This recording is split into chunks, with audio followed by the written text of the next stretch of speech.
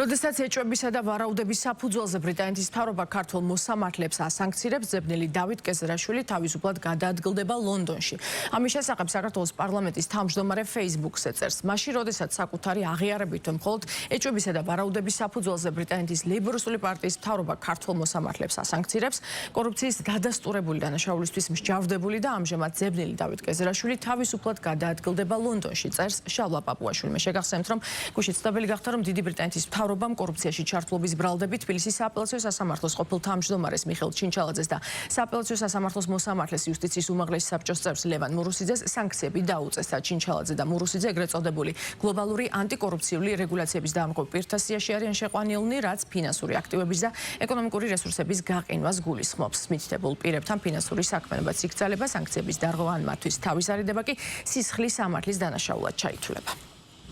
გაფართოვდება ეგ სანქციები. დავით კეზერაშვილი რო გადაადგილდება, ხო, ნუ ცხოვრება უსამართლო არის და ჯერ მათთან მივიდა სამართლიანობის ურემი და მერე ყველასთან მივა დანარჩენებთან. ფაქტობრივი მოცემულობაა, რომ როცა სანქციები წესდება, ეს ვერ იქნება სასამართლოს სხდომების შედეგად გამოტანილი გადაწყვეტილებები, ეს არის პოლიტიკური გადაწყვეტილებები და რა თქმა უნდა, მსგავსი ავტორიტეტის ქვეყნებს, როგორც არის ბრიტანეთის სახელმწიფო და სხვა ქვეყნები, იქნება ეს ბალტიისპირეთი თუ ასე შემდეგ, მათ აქვთ დაზუსტებული ინფორმაცია იმ კორუფციის შესახებ, რომელსაც ისინი ურთავენ საფუძვლად სანქციების დაწესებას.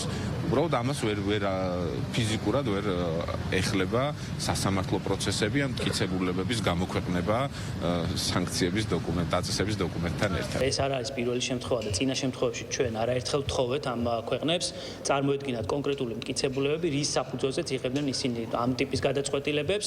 სხვა შემთხვევაში ეს არის ძალიან არასერიოზული, აღარაფერი ვთქვათ, სამართლიანობასთან რამდენად უსამართლო შეიძლება იყოს ასეთი გადაწყვეტილებები და რაც ყველაზე საინტერესო ცინიკური ალბათ ეს ხდება ასევე იმ დროს, როდესაც ასჯერ მისჯილი ადამიანები თავს კარგად გრძნობენ დიდ ბრიტანეთში, უპრობლემოდ გადაადგილდებიან და თავიანთ ბიზნესებს იქ ატრიალებენ და რაც ასევე სამწუხაროა, იქიდან მართავენ საქართველოში შიგნით რადიკალიზაციის პროცესებს. ამიტომ ჩვენ ყოველთვის ვამბობთ ხოლმე, სანამ რომელიმე ქვეყანა რაიმე განცხადებას გააკეთებს, საკუთარი მაგალითით მისცეს ყველას ამ მიმართულებით.